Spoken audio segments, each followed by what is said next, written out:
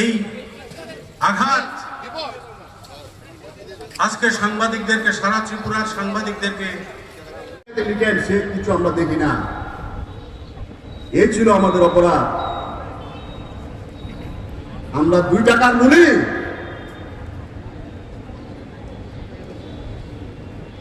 কার সবার অতীত জানি, কার অতীত কি ছিল, এখনো কে কি করছেন।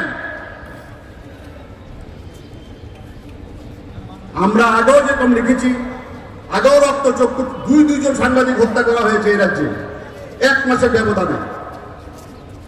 বিচার হয়েছে, দিল্লি পর্যন্ত গেছি আমরা, বিচার হয়ে রাষ্ট্রপতির কাছে গেছি আমরা, সুবল দার নেতৃত্বে আমরা রাষ্ট্রপতির কাছে গেছি, কেন্দ্রীয় স্বরাষ্ট্রমন্ত্রীর কাছে গেছি। বিচার হয়েছে বন্ধুগণ, বিচার পেয়েছে ওরা, পাইনি।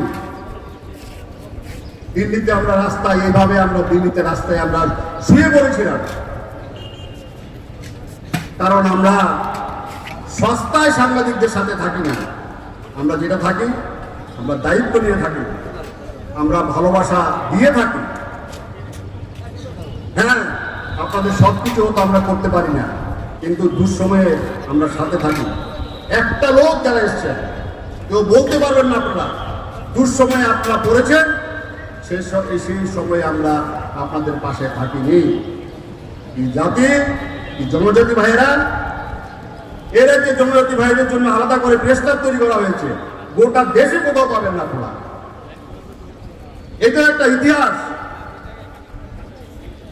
একটা রাজ্যে 2টো প্রেস ক্লাব, এত কিছু করার পর এটাই আমাদের অপরাধ।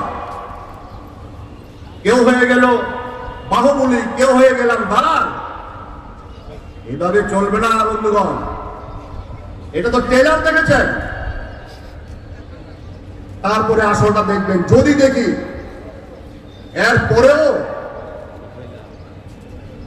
আমাদের নামে বলা হচ্ছে, করা হচ্ছে কিছু, মনে করবেন হ্যাঁ, আপনারা বলবেন হ্যাঁ আমরা তো জিতে গেছি, করে দিয়েছি, কিন্তু পরেরটার জন্য তৈরি থাকতে হবে। এটা যদি মনে করেন এটা হুমকি, ইয়েস, এটা হুমকি।